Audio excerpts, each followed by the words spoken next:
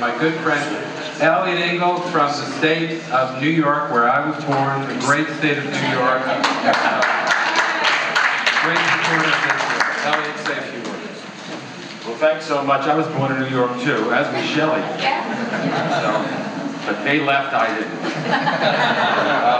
It's good to see so many people. It's good that we're having this press conference. It's good, as I always say, that the good news on Capitol Hill is that support for Israel is strong and it's bipartisan, as you can see. And at a time...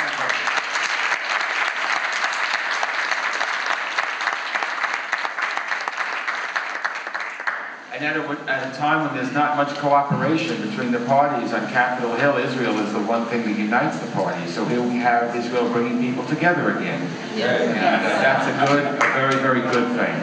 And it's been my pleasure in the 23 years that I've been here in Congress to work with my Republican colleagues and my Democratic colleagues on this issue. And that's why when we passed the bill to move the capital to Jerusalem, it passed overwhelmingly.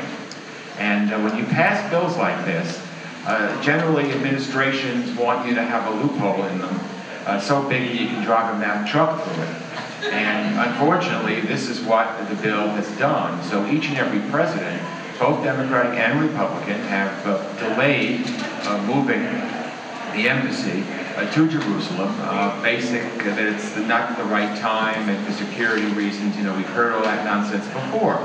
So we're here in a united way to say that the time for dilly-dallying is over. If the president can talk about a return to the 67 boundaries, we can talk about a united Jerusalem with the U.S. Embassy.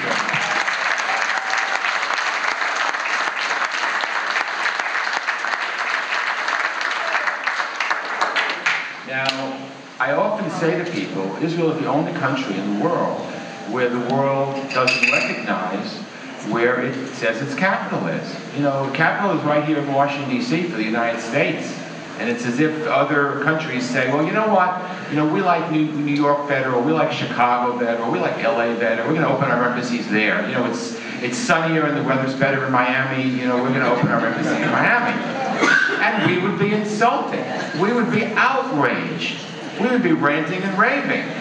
So I'd like to know, in that paragon of virtue, the United Nations, which sits in my city, how come Israel is always demonized, and how come there's a standard that's different for Israel than every other country? You know, I'd be fine if the same standard applied to Israel as every other country, because when you look in the Middle East, there's one democracy. You know, we can talk about building democracies in Iraq, and we can talk about hoping Egypt is a democracy.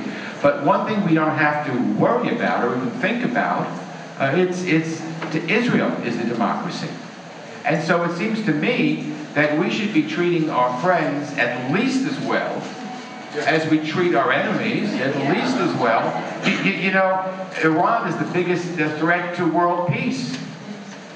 Supporter of terrorism, financier of terrorism. You ask anybody, you know, where are our embassies? We don't have diplomatic relations with them, but where everybody else has it, it's Tehran, because that's their capital. Well, we're here to say, unequivocally, Jerusalem is Israel's eternal capital and will always remain so, undivided.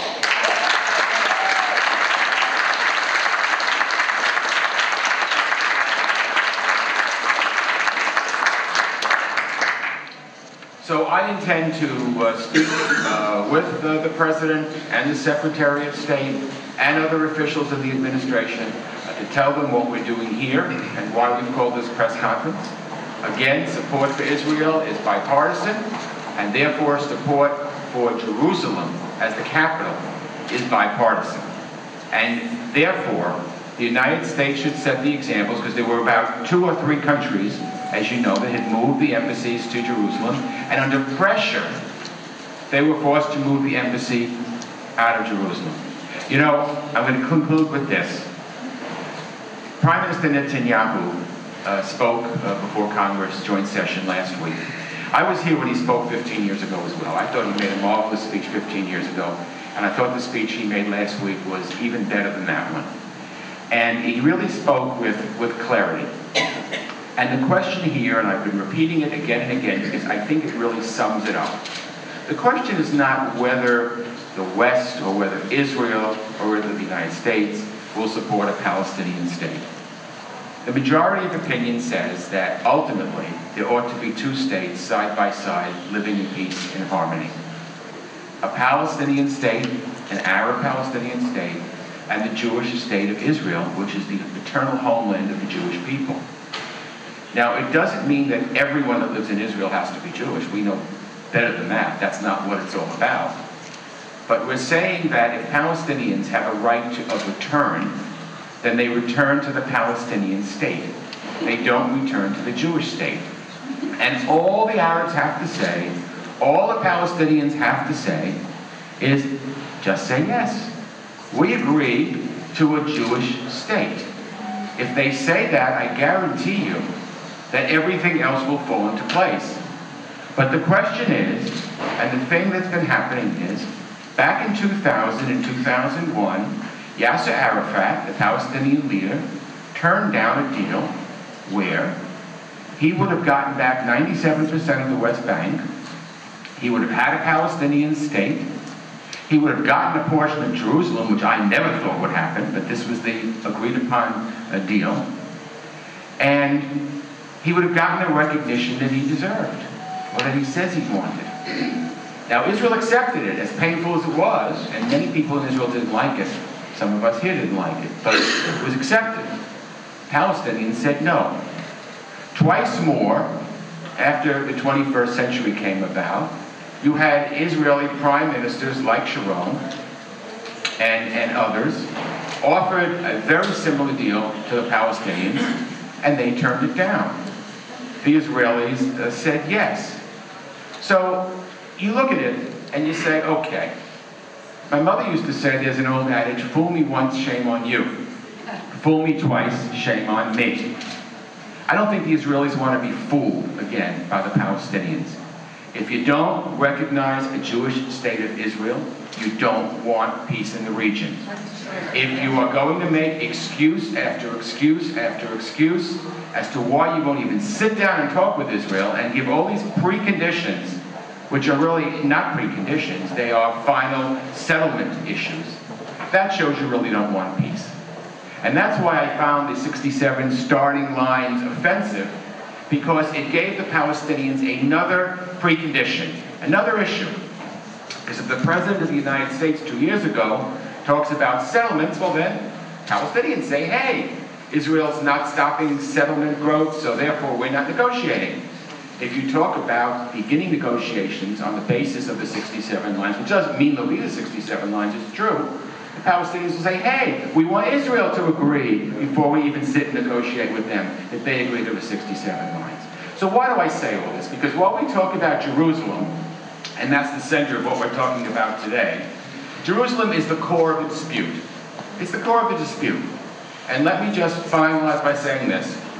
When I was first elected to the State Assembly, that was a long time ago in New York, that was over 30 years ago.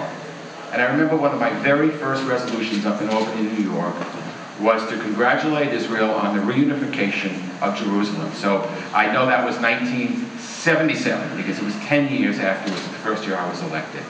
That was one of the first things I did in the State Assembly. And it's one of the things that I will currently always continue to do the past 23 years in the Congress. So I want to thank you all for coming. I want to thank you all for sticking with us. I want to thank my good friend here. I want to thank all my other colleagues for doing it. We are united, and we're not going to stop until Israel is recognized as a Jewish state with Jerusalem as its undivided territory.